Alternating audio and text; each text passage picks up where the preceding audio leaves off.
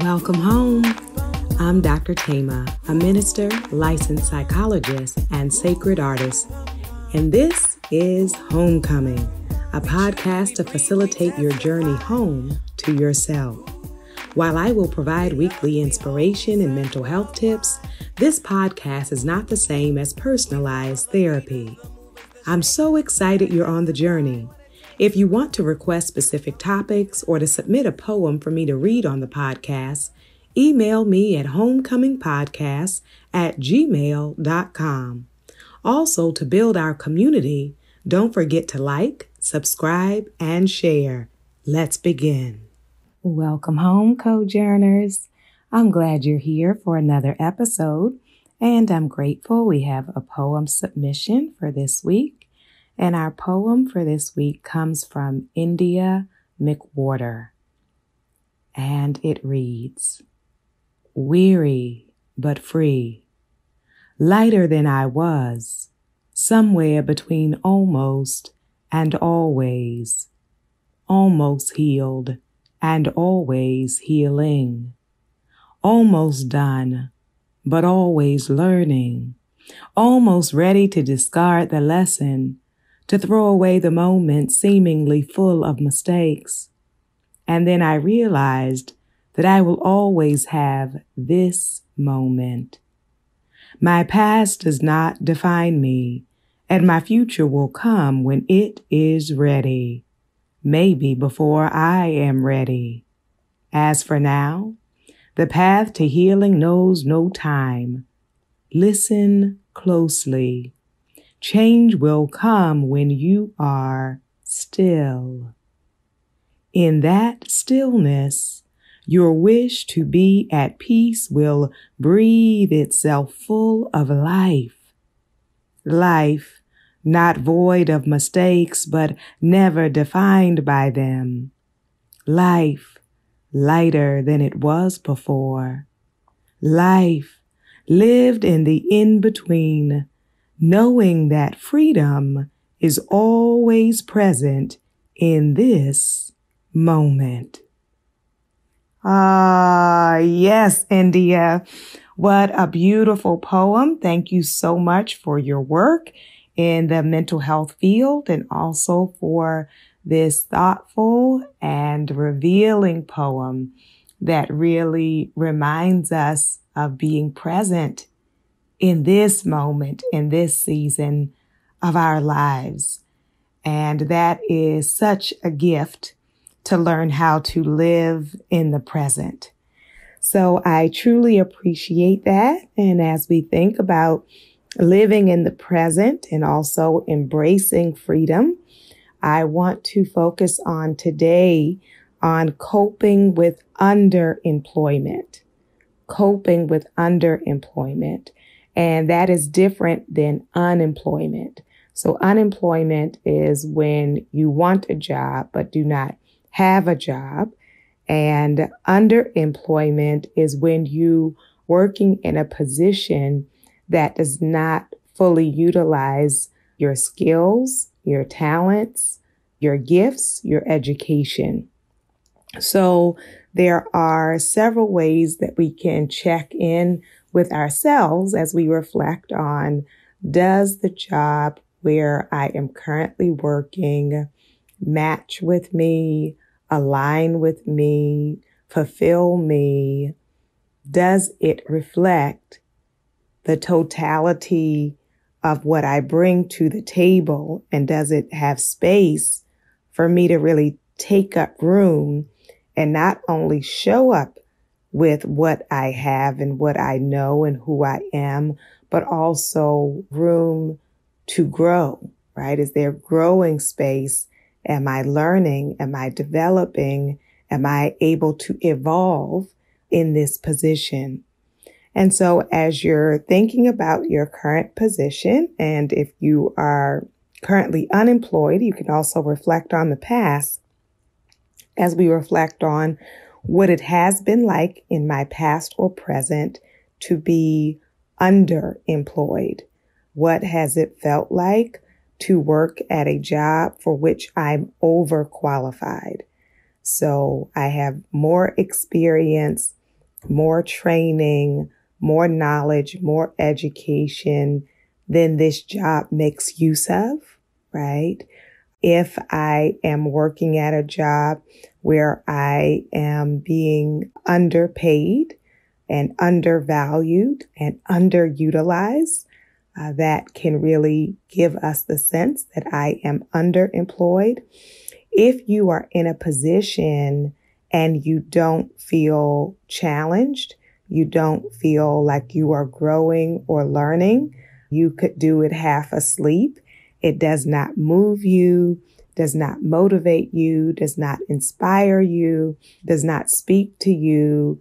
It is so routine and even dry that you are perpetually bored at work, and it is so repetitious, but the action that you are repeating is not even something that speaks to you or connects with you.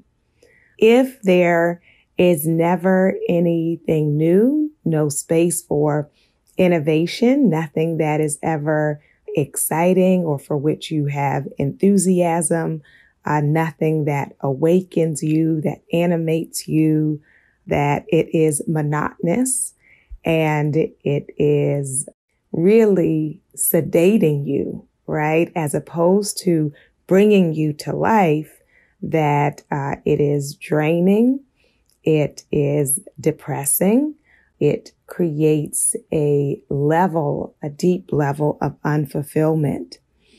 If you notice within yourself that you are disengaged from the job and that you don't even really try, you may give half effort because that's all that's required. It is sufficient. And so you may end up doing the bare minimum and not only disengaging in terms of your professionalism and your effort, but you may also find yourself socially disengaged, where it's hard to even connect with the people that you work with.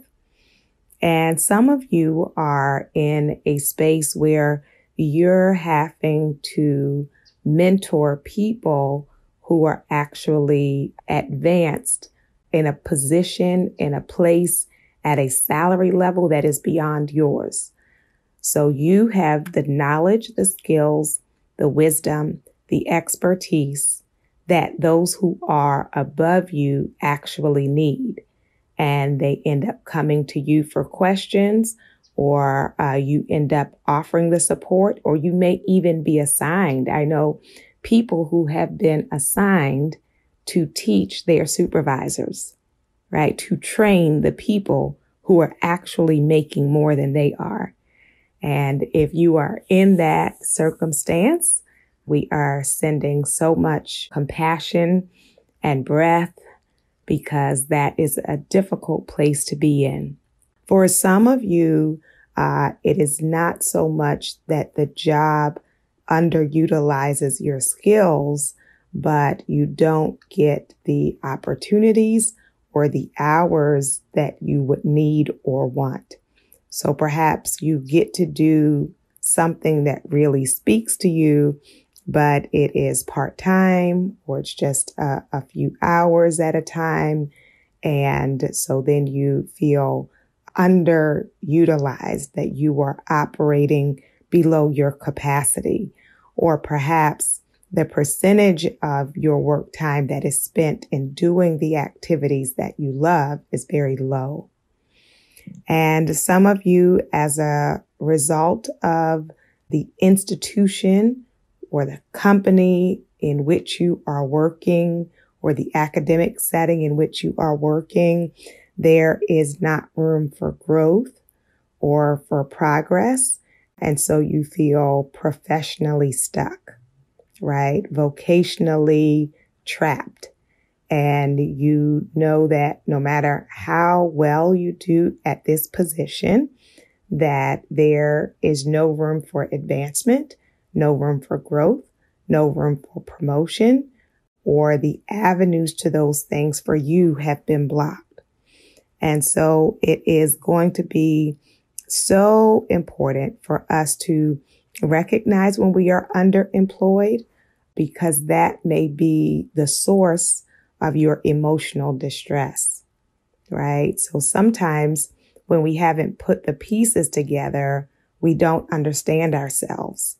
And so we may be very baffled about, why am I in this state of depression? Or why am I irritable? Why am I so impatient? Why do I procrastinate at work? Why do I dread Monday mornings? Why am I perpetually showing up late and trying to leave early and taking long lunches? What is this about? Why am I angry or hostile or aggressive in the workplace? And so to tell myself the truth about this position and about the impact that it is having on me emotionally, socially, financially, right? And there are a number of reasons why we may find ourselves underemployed. Sometimes the specific market that you're in or the field that you're in is oversaturated. So it may be, for the number of jobs that exist, there are just a lot of people that have your skill set or that have your experience or that have your education. And so, that's now a systemic or a structural issue, is that the market is flooded with people who can do what you do, right? So that is one reason why people can find themselves underemployed.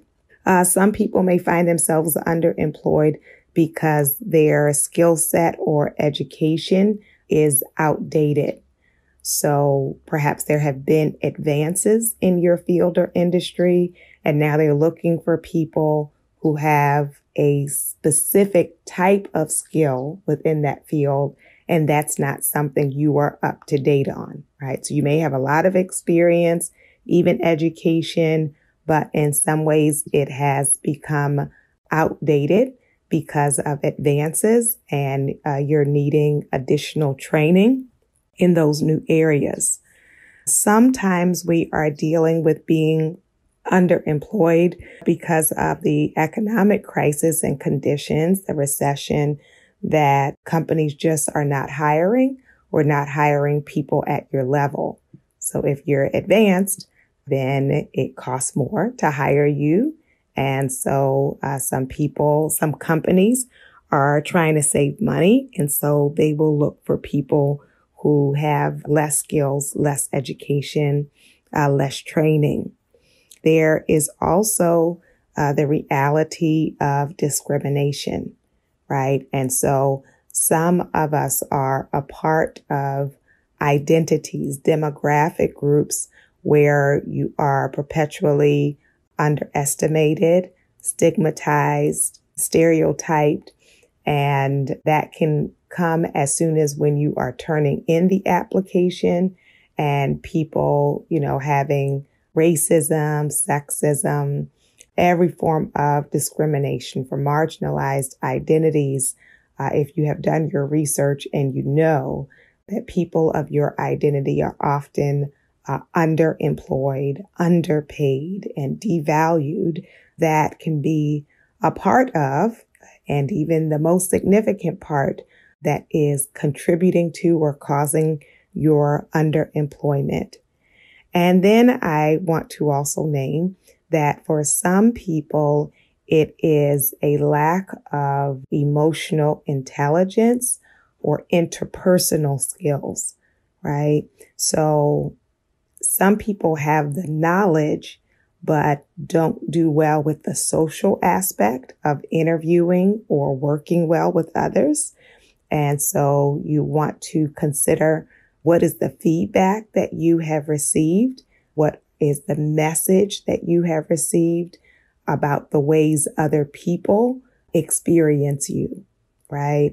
And I think as we all look back on our lives, you can think about teachers and supervisors who were very knowledgeable, but didn't know how to treat people, right? Didn't know how to interact well with others.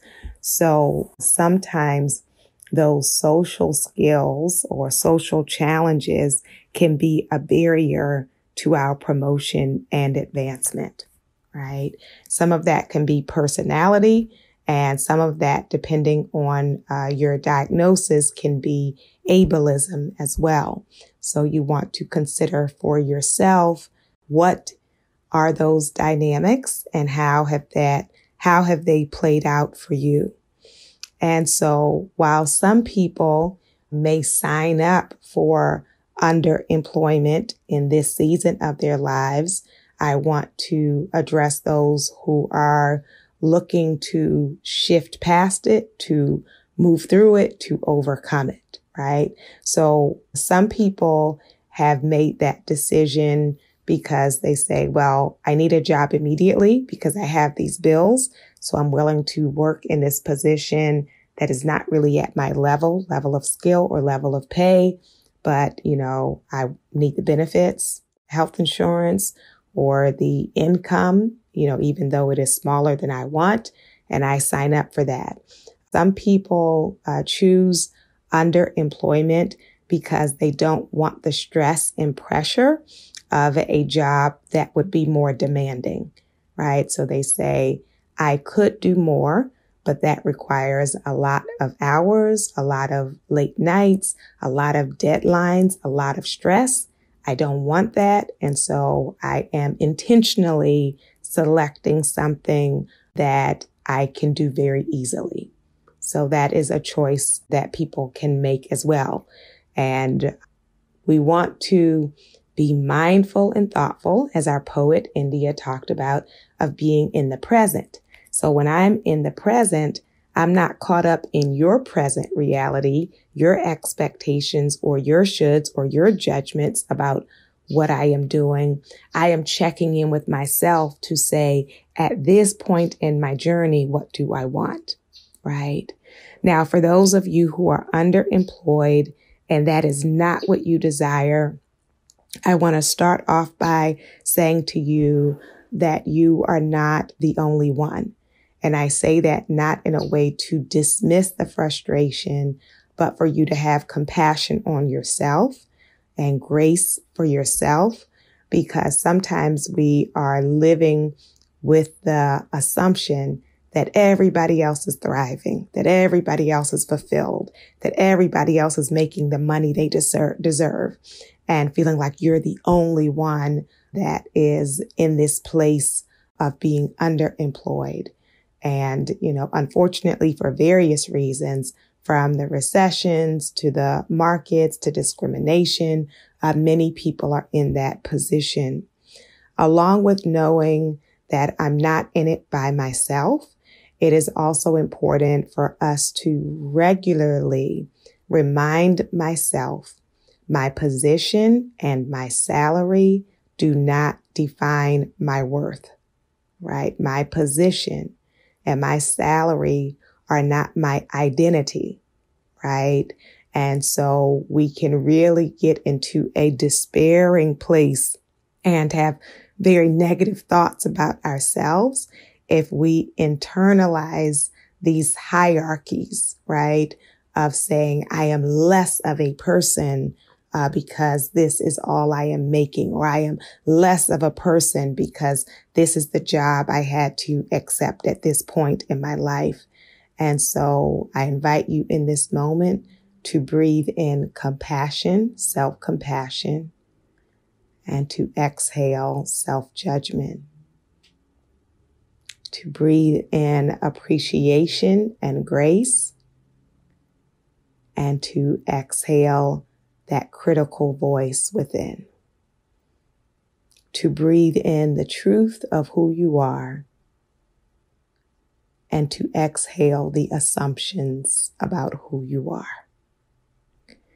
It is also going to be important to look at, in your current position, is there the possibility of growth, of new opportunities, of being able to speak with my supervisor, negotiate the opportunity to learn a new task or new skill, to be assigned to a new group or new team or new activity that would awaken me, that would excite me. And so looking around the company and the possibilities that may be present there, and to begin to have those conversations, right? So even if it only becomes a part of your workday, that if I could add this component, it would really speak to me, right? It would really connect with my passion. It would really give me something to look forward to. It is also going to be important to have conversations and to do your research to determine what would be required for a promotion, right? So is it that I would need to take an additional class? Is it that I need to demonstrate more that I'm a team player? And so working on my communication and my social skills. Is it my attitude? Has my attitude gotten in the way of my promotion? And so I want to work through that. If it is the reality of discrimination, what are the channels within my workplace to be able to address the fact that I see people of my same identity are consistently being devalued, underutilized, underpaid, right? So it's an issue of equity now, right? And so doing your research so that we can address and combat discrimination in all of its forms. For some of you, it is going to be very concrete in the area of working on updating your resume. Sometimes our resume does not reflect our skill set, that our resume does not reflect your wisdom, your knowledge, your experience. And so if you can either informally ask someone to take a look at it, or there are also professional people who you can connect with online who can help you to improve and enhance your resume so that it better reflects who you are in terms of the level that you bring to the table. It is also going to be really important that we work on our networking and our research skills outside of our current position, right? So those first pointers are, if I'm in this workplace, I want to stay here, but I want to figure out how to enlarge my territory or how to advance. I want to name that there are those of you who are listening where the advancement and fulfillment are not going to come at that particular job site. And so I want to be intentional about meeting people who are doing the work that I'm interested in doing, learning from them. It may even be from reading books or articles about their journey and their story of how they got from where they were to where they are now. And along with our networking, us being willing to really research and look for other positions. And sometimes it is about changing what I'm searching for. So we often will say there's nothing out there, right? It's dry. And we want to look at what are the ways I've been limiting my search and what are the changes that I am open to exploring so that I can see what is really possible for me. So have I limited myself by geography? And I'm willing to look in an area beyond this area? Have I limited my skill set to only one particular job type? And the skills and knowledge I have could also be utilized in a different arena with a different job title. And I would be open to exploring that, right? And so beginning to look, and that requires us to refresh our hope. And I know that can be hard when you feel like you're in a dry, unfulfilled season. But sometimes when we have been in those seasons for a while, we give up and we have a sense of hopelessness, and we don't even bother to look because we believe that everything is going to be terrible, right? That everything is going to be the same. And so I invite you to lift your hopes by listening to the stories of other people who were able to break out of underemployment. Sometimes we have this idea in our minds that those who are quote unquote successful have just always been successful, have never been turned down, have never had to work a job that really did not reflect what they bring to the table. But many have been in that circumstance and then have been able to break through those barriers and to break into new possibilities. The last thing I want to mention is that some of you, it's not about trying to advance at your current job. It's not about trying to look for and network for and research a new job.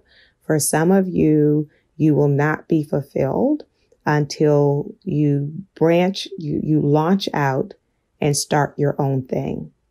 Some of you are going to consistently feel underemployed as long as you're working for other people, because what is really in your heart, mind, spirit is to be an entrepreneur, to be a founder, to be a creator, to be your own boss, to create something that does not exist right now.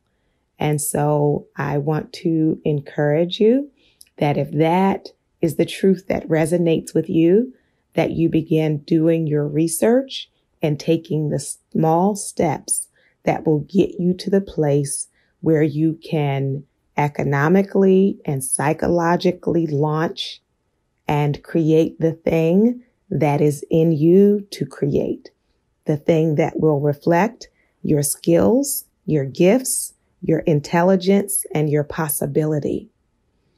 And so for all of us who are reflecting now on underemployment, I want us to take a moment to really give ourselves understanding of what it has cost you emotionally and time-wise and even financially, and yet you have kept showing up for life, kept showing up for this position, kept showing up for yourself or your family, even with the frustration, even with the boredom, even with the dissatisfaction. And so I hope you will find ways and create ways to nurture yourself, to nourish yourself, to care for yourself, to rest and restore yourself, because you are worthy. You are worthy of all of the things that will bring you home to yourself. I invite your soul to tell your heart, mind, body, and spirit, welcome home.